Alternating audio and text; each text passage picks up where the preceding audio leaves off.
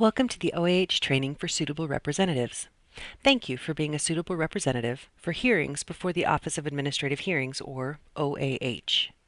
This training is intended to help orient you to your role as a suitable representative, familiarize you with the OAH hearing process, and give you resources to study once you are assigned to a case. The training is all online and can be done at a pace that is comfortable for you. It consists of videos and documents. You will need to read or watch everything in the training checklist or have equivalent experience. Let the OAH ADA coordinator know when you have finished the training. You may email or call. The role of the Office of Administrative Hearings is neutral. We can provide these training classes and answer questions about these materials, but to remain independent and unbiased, we cannot help you during a case. Everything you need for this training is on the OAH website at www.oah.wa.gov. The training checklist is your guide. It has links to everything you need to do to complete your training. This training checklist is divided into 5 groups: Introduction to OAH and the Suitable Representative Accommodation, Advocating for People with Disabilities, Adjudicative Proceedings, the Procedural Rules, Adjudicative Proceedings, the Substantive Law, Additional Resources, and PDF reference documents for OAH videos. So let me demonstrate that checklist for you. So on oh.wa.gov, under Resources, you're going to come over here to the Suitable Representative Training Checklist. Once you click on that checklist, it will open a Word document. So let's jump back to our PowerPoint. Okay, and there's a reference for you for how to get there. Now, all suitable representatives will complete Section 1 about OAH and the suitable representative role.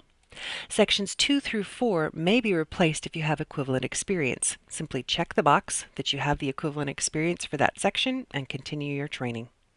And Section 5 lists additional resources to help you.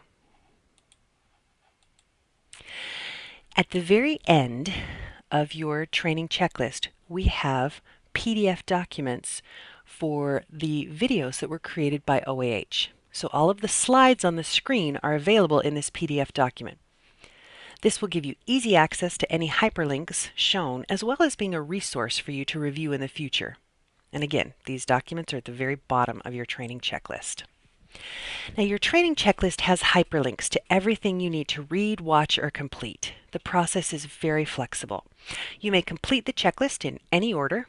Each section starts with a video to help you understand what you need to get out of that section of the training. You will learn details about your role as a suitable representative. For example, you will read a document about the suitable representative roles and responsibilities. You will also watch a video about the suitable representative's scope of duties. So this video will not go into details about your specific role, but those are coming. The next thing we want to cover is some information about OAH. In 1981, the legislature created the Office of Administrative Hearings. OAH impacts the lives of thousands of people every year. If a person disagrees with something done by state agencies, they have a right to a hearing. Before OAH was created, the hearing was held by a judge from that same state agency. When OAH was created, a new structure was set up with some agencies.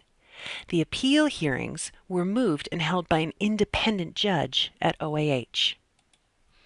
At OAH, the hearing process is informal. Most hearings are held over the phone.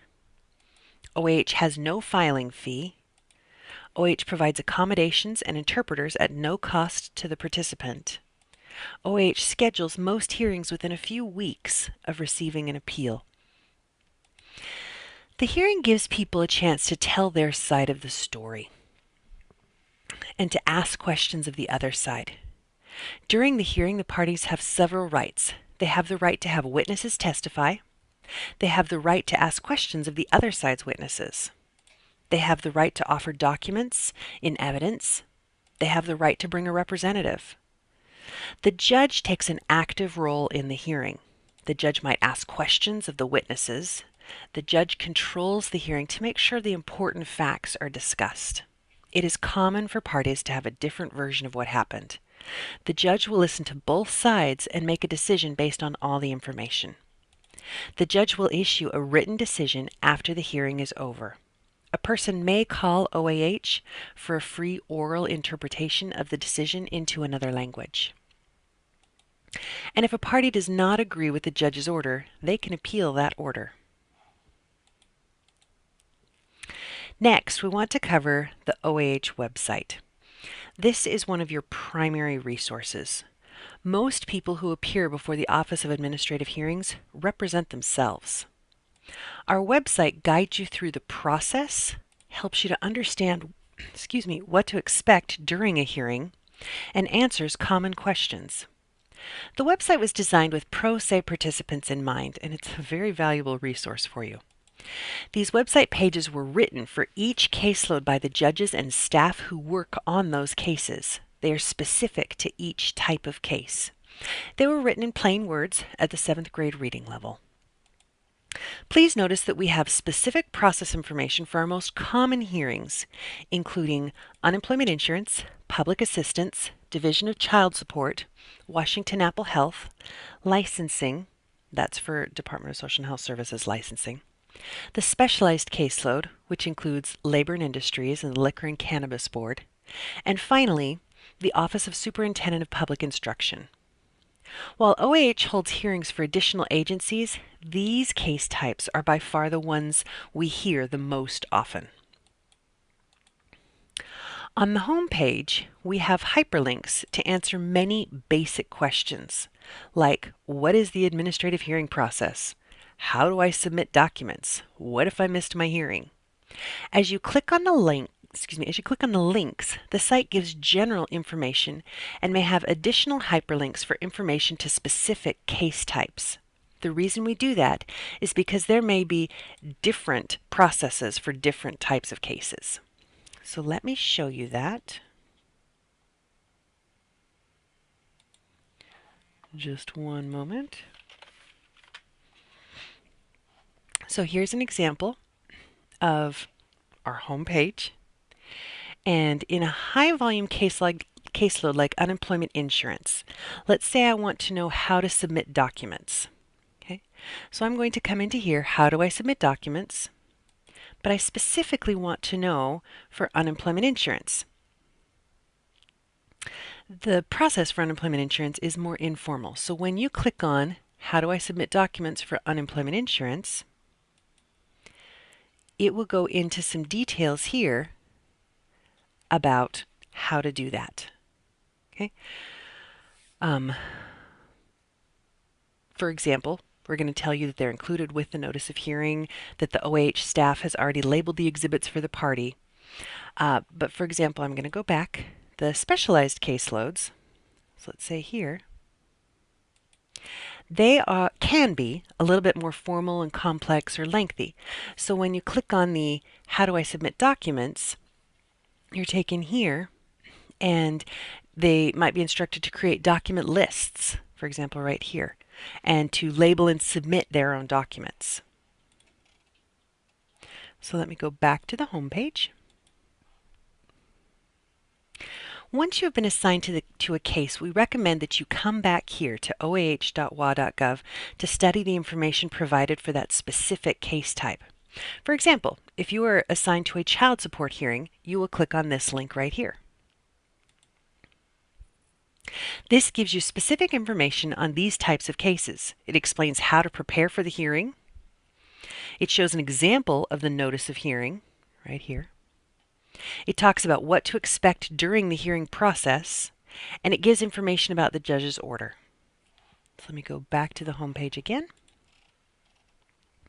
Each page follows a similar format, so we're only going to review in depth one of the case types together, and we will look at the public assistance welfare hearings.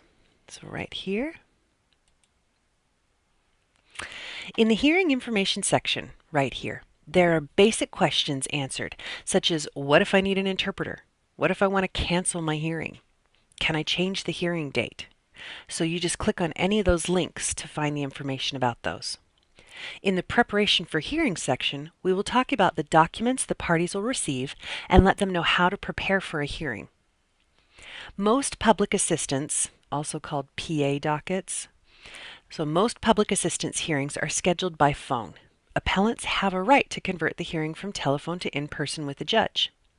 In the resources section, we have links to several resources, including Washington Law Help, the DSHS manual, and finding the legal help section of the Washington State Bar Association's website.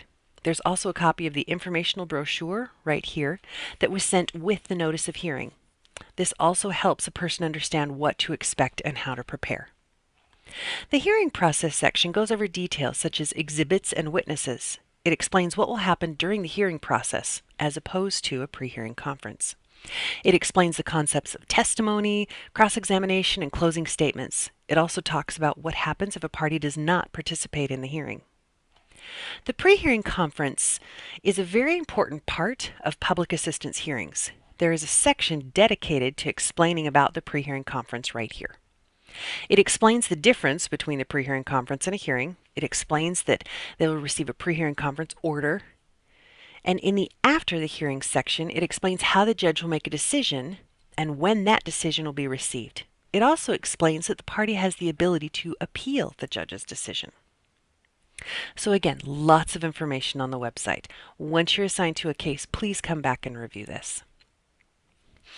Now, apart from the information about the hearing process, you will also want to know where to find the equal access and non-discrimination information and forms.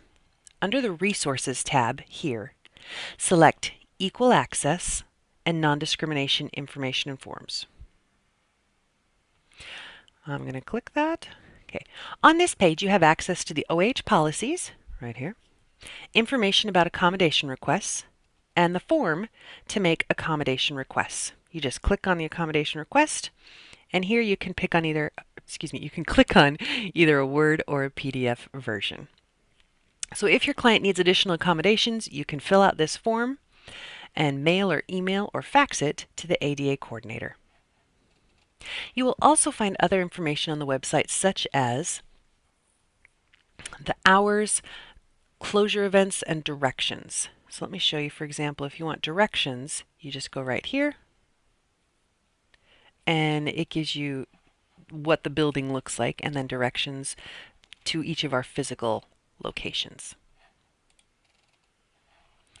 So let me jump back to our PowerPoint. There we go. Now, thank you for taking this training. We encourage and appreciate feedback to improve any of the training videos and materials. Please send suggestions to the OAH ADA coordinator at OAH_ADA coordinator at oah.wa.gov. And that I'm just going to show you on this slide right here, and then I'll go right back to that last one. So if you are comfortable using hyperlinks and navigating on YouTube, please end the video now and continue with your training. If you would like a demonstration of exactly how to use hyperlinks, please continue watching. Thank you. All right, so I'm going to jump back to our training checklist right there, and I'm just going to demonstrate how to use the hyperlinks. So once you open the training OAH staff training checklist with links, each module has several hyperlinks. The hyperlink is written in blue text and underlined. To open a hyperlink, move your mouse over it. If you pause, like I just did, you will see a little pop-up menu showing you where the hyperlink goes. You will hold down the Control key and click your mouse on the hyperlink. This will open the document, take you to a website, or open a folder. So let's open the document called Overview of New Accommodation Rule. Okay, so I'm going to Control and click the document, and it opens up right there. Okay. When you click it, you may see a pop-up window warning that some files may contain viruses, and if you see that, you will have to click OK to open the document. After your document opens, you may need to look at your toolbar and click on the icon to view the document. Okay, so it may come down here in a bottom toolbar, and you may need to look at that. It depends a little bit on your computer. Okay. All right, so I'm going to go ahead and close that and go back to our training checklist. So that was an example of opening a Word document. Let's open a video link. So I'm going to click on this video right here, the overview of common forms and pleadings. And so again, I'm going to Control, click, and that will open up in YouTube. Most of the videos open in YouTube. So once you click this link, another screen opens and it starts playing the video. I'm going to pause it so you don't have to listen to it. You have controls once you're on this YouTube screen. Okay, and I'm going to jump back to my PowerPoint because I had examples for you there. Okay, so it just opened up in this screen of YouTube. And down here in this corner is where you have your video controls, such as your pause, your play, and your volume. Those are on the lower left. Okay. Closed captions and full screen are on the lower right, and please ignore all of the advertisements in the far right column. Okay, those are just ads. You can ignore those. All right, and one last document type of link that I wanted to show you from your training document is opening a website link. And so, for example, I want to come down here into my resources, and let's say that I want to learn more about using a screen reader. I just Control, click. Oops, that's going to take me to another video. I'm going to stop that. Let me find one that's not a video. All right, so this will take me to a document. And now you're listening to the video. All right, this is great.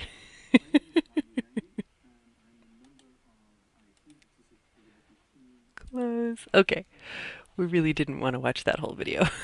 Let me come back to our training checklist, and there we go. I apologize. So let's say that I want to go to WashingtonLawHelp.org. So again, I would just Control click, and what that will do is that's going to open another website for me, taking me to that website, WashingtonLawHelp.org. All right, so that's it for this video. Thank you for participating in this training, and we'll see you in the next video.